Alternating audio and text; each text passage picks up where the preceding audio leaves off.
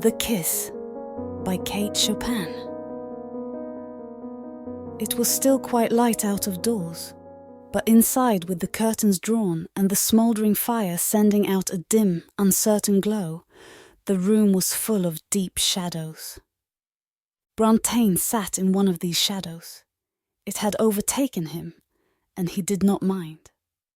The obscurity lent him courage to keep his eyes fastened as ardently as he liked upon the girl who sat in the firelight. She was very handsome, with a certain fine, rich colouring that belongs to the healthy brune type.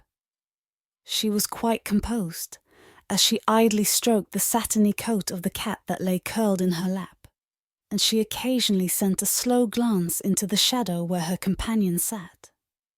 They were talking low, of indifferent things which plainly were not the things that occupied their thoughts.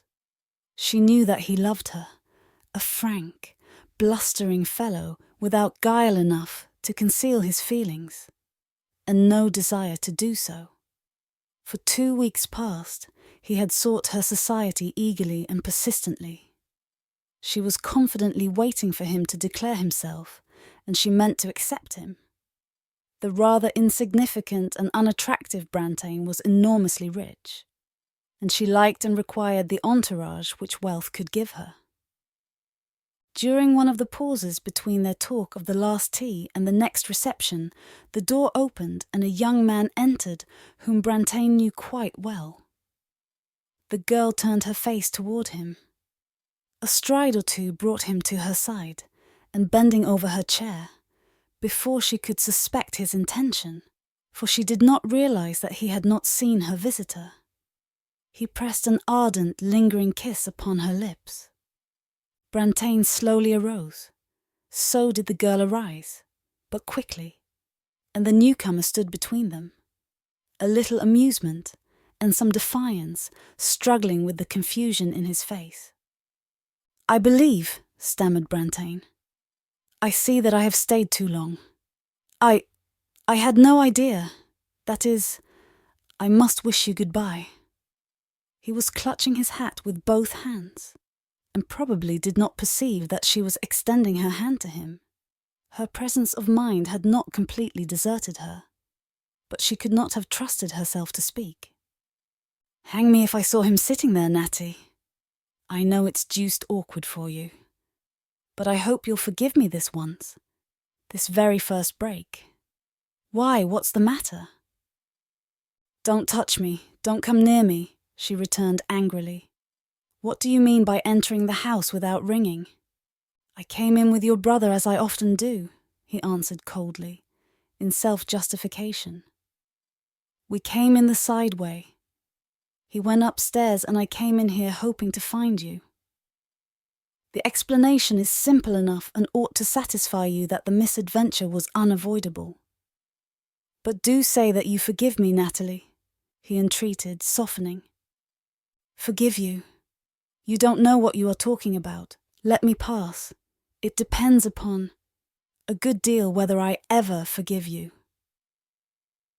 At that next reception, which she and Brantain had been talking about, she approached the young man with a delicious frankness of manner when she saw him there. "Will you let me speak to you a moment or two, Mr. Brantain?" she asked, with an engaging but perturbed smile. He seemed extremely unhappy. But when she took his arm and walked away with him, seeking a retired corner, a ray of hope mingled with the almost comical misery of his expression. She was apparently very outspoken. "Perhaps I should not have sought this interview, Mr. Brantain. But, oh, I have been very uncomfortable, almost miserable since that little encounter the other afternoon, when I thought how you might have misinterpreted it and believed things." Hope was plainly gaining the ascendancy over misery in Brantain's round, guileless face. "Of course, I know it is nothing to you, but for my own sake I do want you to understand that Mr. Harvey is an intimate friend of long standing. Why, we have always been like cousins, like brother and sister, I may say. He is my brother's most intimate associate, and often fancies that he is entitled to the same privileges as the family. Oh, I know it is absurd, uncalled for to tell you this, undignified even. She was almost weeping. But it makes so much difference to me what you think of me. Her voice had grown very low and agitated. The misery had all disappeared from Brantain's face. Then you do really care what I think, Miss Nathalie? May I call you Miss Nathalie? They turned into a long, dim corridor that was lined on either side with tall, graceful plants. They walked slowly to the very end of it. When they turned to retrace their steps, Brantain's face was radiant and hers was triumphant. Harvey was among the guests at the wedding, and he sought her out in a rare moment when she stood alone. "Your husband," he said, smiling, "has sent me over to kiss you." A quick blush suffused her face and round, polished throat. "I suppose it's natural for a man to feel and act generously on an occasion of this kind. He tells me he doesn't want his marriage to interrupt wholly that pleasant intimacy which has existed between you and me. I don't know what you've been telling him," with an insolent smile, "but he has sent me here to kiss you."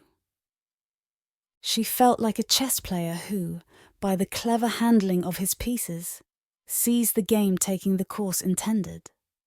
Her eyes were bright and tender with a smile as they glanced up into his, and her lips looked hungry for the kiss which they invited. "But you know," he went on quietly, "I didn't tell him so. It would have seemed ungrateful, but I can tell you. I've stopped kissing women.